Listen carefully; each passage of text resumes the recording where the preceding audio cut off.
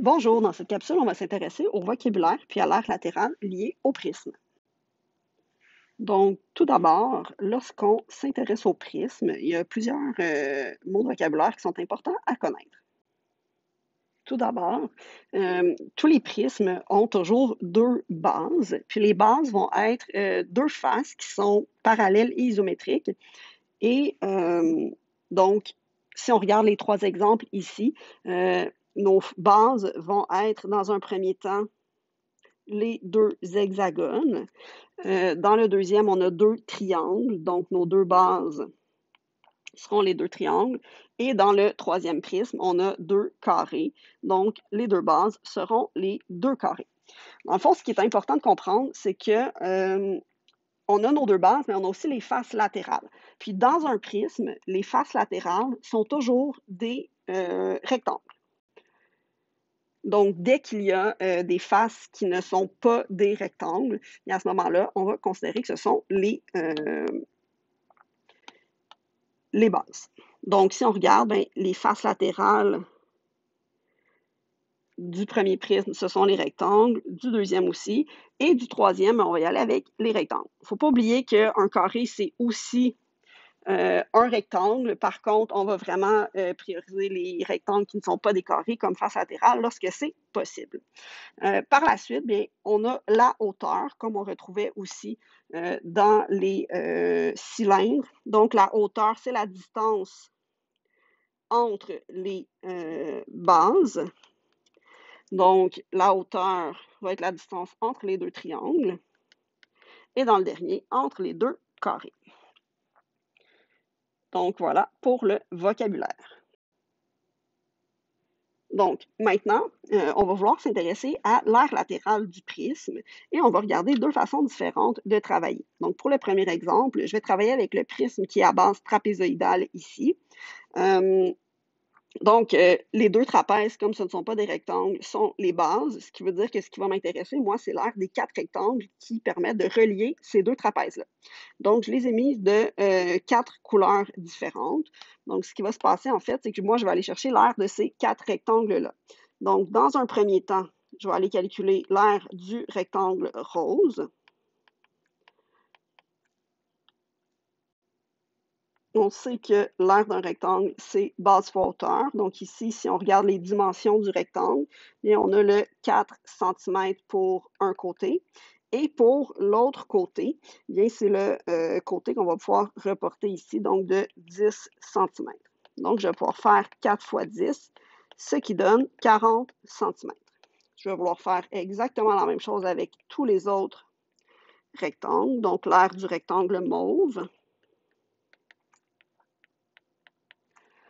Même chose, on va vouloir faire base fois hauteur. Donc, si on regarde le rectangle ici, on a un côté de 8 cm et l'autre côté, mais c'est la même chose, c'est le 10 cm.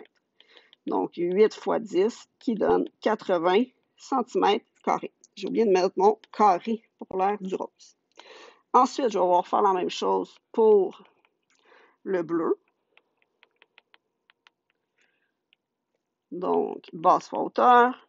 On a notre rectangle, on a un côté de 12 cm et l'autre côté de 10 cm. Donc, on va vouloir faire 10 fois 12, ce qui donne 120 cm². Et on va faire la même chose avec le jaune.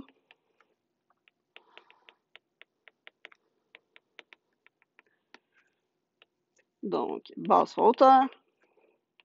Nos dimensions, on a 10 cm par 9 cm, donc les deux côtés.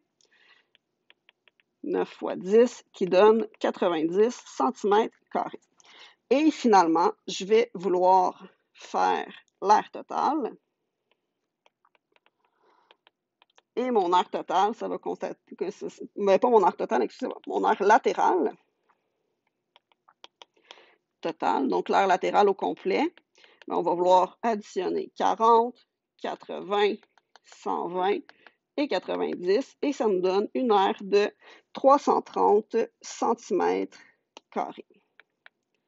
Donc là, ça, c'est certain que c'est quand même assez long à faire. Donc, il y a une deuxième façon de procéder qui peut être beaucoup plus simple.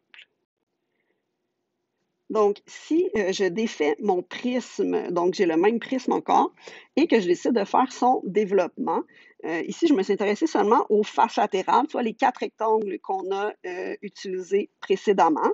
Mais ce qu'on constate, c'est que sur nos 4 rectangles, on a le 10 cm qui est sur chacun des rectangles. Ça veut donc dire qu'ils ont la même hauteur. En réalité, c'est la hauteur du solide. Donc, le 10 cm, il est ici.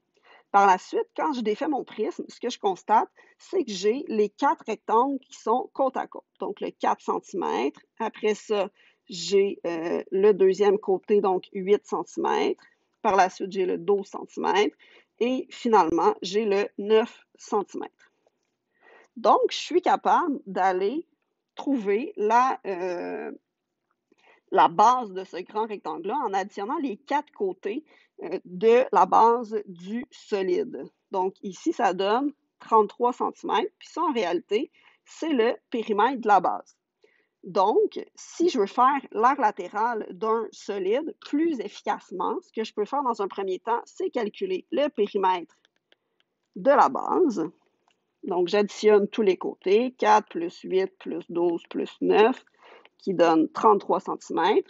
Et par la suite, pour calculer l'aire latérale, je vais pouvoir donc faire le périmètre de la base fois la hauteur du solide. Donc, 33 fois 10, et ça me permet d'arriver à la même réponse, soit 330 cm².